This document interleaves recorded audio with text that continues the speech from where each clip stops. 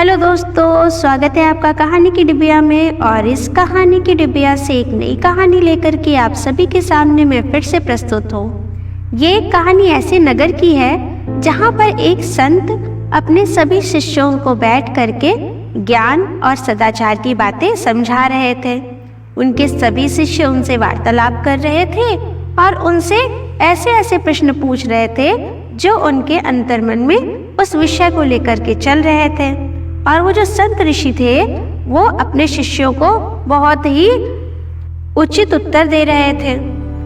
सभी शिष्य और संत जी आपस में वार्तालाप लगातार कर रहे थे कि उसी समय वहां से एक पथिक गुजरा। उन्होंने उन शिष्यों और संत को देख के सबसे पहले तो उन्हें प्रणाम किया और फिर उनसे पूछा कि संत जी आप यहाँ किस वक्त से रह रहे हैं। तो संत जी ने कहा कि यहाँ तो मुझे काफी समय हो गया है।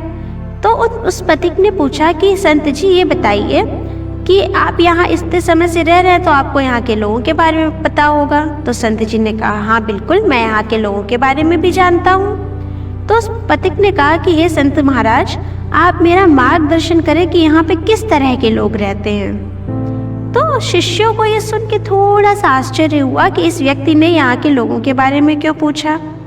लेकिन संत जी ने अपने मुख के भाव ना बदलते हुए उनसे पूछा कि आप इसके पीछे अपनी मंशा को व्यक्त करिए जो आप ये पूछ रहे हैं कि यहाँ कैसे लोग रहते हैं। तो उस व्यक्ति ने बताया कि हे परमात्मा, हे परम पुरुष, मैं जहाँ पर रह रहा हूँ वहाँ पर बहुत ही असभ्य लोग रह रहे हैं, जिनकी वाणी संयमित नहीं है, जिनका दूसरों के प्रति जो व्यवहार है वो दुर्व्यवहार है और वो सदाचार की जगह दुराचार का उपयोग ज्यादा करते हैं।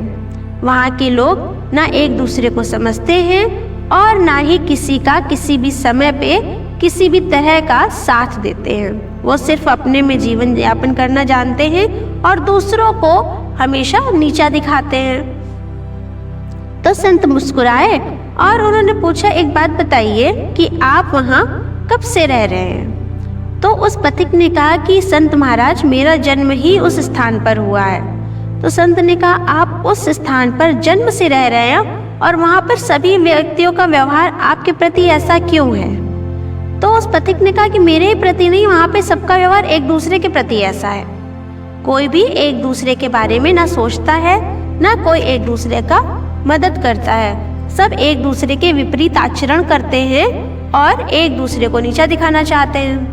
तो संत महात्मा ने कहा कि देखिए, जैसा आपका वहाँ का वातावरण है वैसा ही आपका यहाँ का वातावरण है, यहाँ के लोग भी ऐसे ही हैं। तो उस पथिक ने संत को बहुत बहुत धन्यवाद किया, नमस्कार किया और आगे बढ़ गए।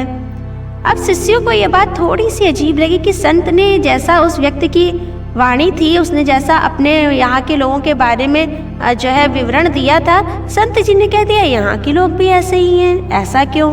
लेकिन किसी भी शिष्य की संत जी से पूछने की हिम्मत नहीं हुई और सभी फिर से अपना ज्ञान और सदाचार की बातों के बारे में आपस में बात करने लगे।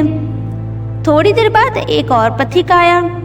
अब संत जी को उसने भी नमस्कार किया और पूछा कि हे गुरुवर, आप यहाँ पर कितने समय से हैं। तो संत जी ने फिर से उनको जो है बताया कि मैं बहुत समय से यहाँ पर हूँ। तो उस व्यक्ति ने पूछा कि हे प्रभु, आप क्या मुझे ये बता सकते हैं कि अगर मैं यहाँ रहना चाहूँ तो क्या यहाँ मैं रह सकता हूँ। तो संत ने पूछा कि आप अभी जहाँ रह रहे हैं वहाँ आप क्यों नहीं रहना चाहते।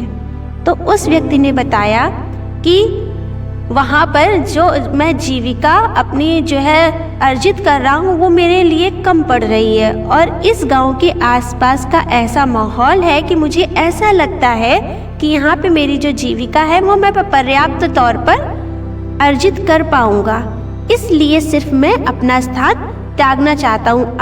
हालांकि मैं जहाँ पर मैं रह रहा हूँ मुझे वो स्थान त्यागने में बहुत ज़्यादा ही तकलीफ होगी, क्योंकि वहाँ पर बहुत अच्छे लोग हैं जो बचपन से मेरा साथ देते आए हैं, एक दूसरे के बातों को समझते हैं, एक दूसरे का साथ देते हैं। जहाँ पर जिस व्यक्ति को आवश्यकता होती है वहाँ पर वो बिना संकोच किए, बिना हिचकिचाए हुए एक दूसरे से अपनी बात को साझा कर लेता है और वहाँ पर हर तकलीफ का आसानी के साथ में हल मिल जाता है।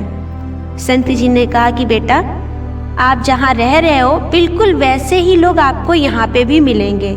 इसलिए अगर आपको ऐसा लगता है कि आपको आजीविका अर्जित करने में अपने यहाँ पर आराम रहेगी, तो आप आराम से अपने स्थान को छोड़ करके यहाँ पर भी एक घर बना सकते हैं।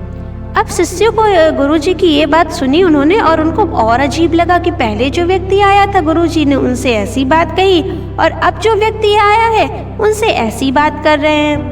अब वो सब भी आपस में इस बात को एक दूसरे से पूछने लगे कि बताओ, अभी तो वो जो व्यक्ति आया था गुरुजी ने उसको तो ऐसा बता दिया कि यहाँ के लोग अच्छे नहीं हैं, और ये व्यक्ति जैसा आया है इसको कह रहे हैं कि जैसा तुम कह रहे हो अपने यहाँ के बारे में वैसे ही लोग यहाँ पर भी हैं। तो ये कैसे हो सकता है कि मतलब एक व्यक्ति के लिए बुरे लोग हैं और एक व्यक्ति के लिए अच्छे लोग हैं।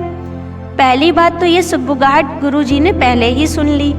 फिर जब वो व्यक्ति जो पथिक आया था पूछने के लिए, जब वो वहाँ से संतुष्ट होकर चला गया, तब संत जी ने कहा अपने शिष्यों से कि मुझे पता है तुम लोग यही विचार कर रहे हो कि एक व्यक्ति थोड़ी देर पहले आया था, उससे मैंने कहा कि बिल्कुल तुम्हारे जैसा तुम्हारे यहाँ के लोग तुम्हारे साथ व्यवहार कर रहे हैं, बिल्कुल यहाँ के लोग वैसे ही व्यवहार कर रहे हैं। और जो दूसरा व्यक्ति आया उससे भी मैंने कुछ अलग नहीं बोला, उससे भी मैंने वही बोला कि जैसा जहाँ तुम रह रहे हो वहाँ के लोग तुम्हारे व्यवहार कर रहे हैं, वैसा ही यहाँ के लोग भी वैसे ही व्यवहारिक हैं। मैंने कोई भी शब्द गलत तो नहीं बोला, मैंने वही शब्द उससे बोले, वही शब्द इस व्यक्ति से बोले। तो शिष्यों में से एक शिष्य ने हिम्मत करके पूछा कि हे गुरुवर, वो व्यक्ति तो अपने यहाँ के लोगों को दुराचरण वाला बता रहा था, और ये जो व्यक्ति आया था ये अपने यहाँ के लोगों को सदाचारी बता रहा था। तो ये कैसे हो सकता है कि यहाँ पे या तो दुराचारी है या सदाचारी है, कोई एक ही तो हो सकते हैं। तब उन संत जी ने अपने शिष्यों को बताया कि बेटा, हर स्थान पे गुण और अवगुण दोनों वास करते हैं। हमारी नियत पे ये होता है कि हम गुणों को देखते हैं या हम अवगुणों को देखते हैं। अगर हम व्यक्ति के सिर्फ अवगुणों को देखेंगे तो हमारे चारों तरफ चाहे जैसे भी लोग हो, हमें सिर्फ अवगुण ही अवगुण दिखेंगे। और हम अगर केवल लोगों में गुणों को देखेंगे, उनके अवगुणों को, दोषों को छोटा समझेंगे और इस चीज को समझेंगे कि हर व्यक्ति में गुण और अवगुण दोनों वास करते हैं, तो उसकी अच्छाई को ही हम लें, तो हमेशा हमारा आसपास का वातावरण जो भी होगा वो हमेशा बहुत अच्छा होगा। तो ये हमारी सोच पे आश्रित करता है कि हम अवगुणों को देखें या गुणों को देखें। जो पहला व्यक्ति आया था वो सिर्फ अपने आसपास सिर्फ दोष देख रहा था, उसने किसी भी व्यक्ति का गुण नहीं देखा, जबकि व्यक्ति में तो दोनों का वास होता है। तो उसने किसी का व्यक्तित्व में सिर्फ अवगुण को देखा, गुण को नहीं देखा। इसलिए वो व्यक्ति कहीं भी रहेगा, विश्व के किसी भी स्थान पे रहेगा, उसको अपने आसपास के लोगों में सिर्फ और सिर्फ अवगुण ही दिखेंगे।